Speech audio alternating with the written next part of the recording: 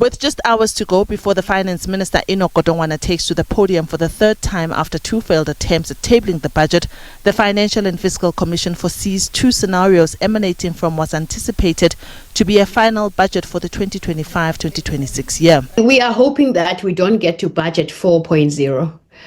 Even budget 3.0 itself, we should not have, found ourselves at this point.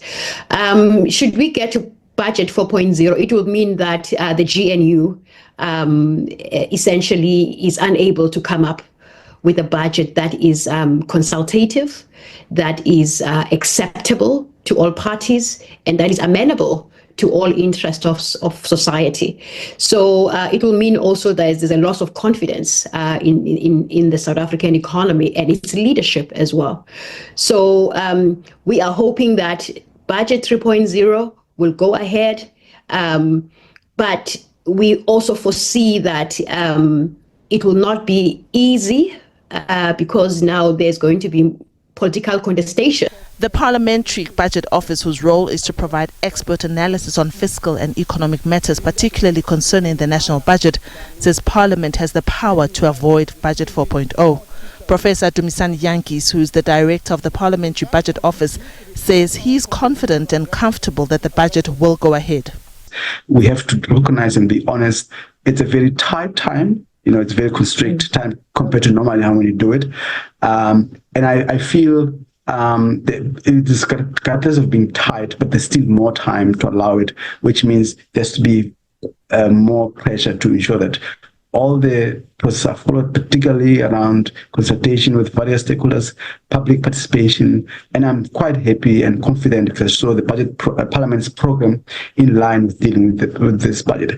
Budget 4.0, in my view, Parliament has the powers to avoid that from happening. At the same time, the FFC wants its role into how it is brought into the budget process revisited. Dr. Mbava says as a commission, they want to have sight of the fiscal framework before the budget is tabled and not only the division of revenue bill. And we also want to revisit some of the legislation.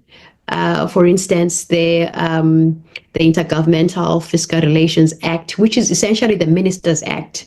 We want to revisit that because we believe that there are some gaps there in the way that the FFC is brought into the budget process.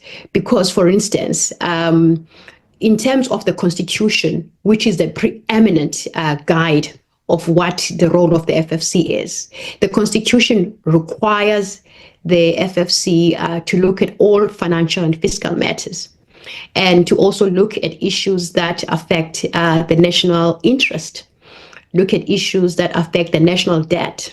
So all those issues, most of them are lying in the fiscal framework, which in terms of the Intergovernmental Fiscal Relations Act, we don't have sight of it as a FFC. We only have sight of the division of revenue bill. So we need to have a way of having access to the fiscal framework prior to it being tabled. So there are two ways of doing it. Either we can look at the spirit of the law, in the sense that we look at the Intergovernmental Fiscal Relations Act, the spirit of it, and to have a discussion to say, whilst the letter of it says you only give us the division of revenue bill, but if we look at the spirit of the intention of this consultation and what it means, it wants to achieve, therefore you will give us all the documentation so that we can be able to assist you as the Minister of Finance to be able to ensure that you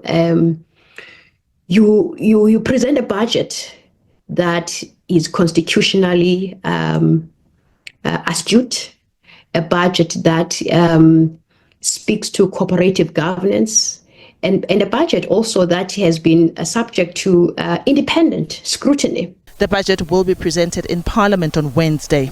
Liabo Setho, SABC News, Johannesburg.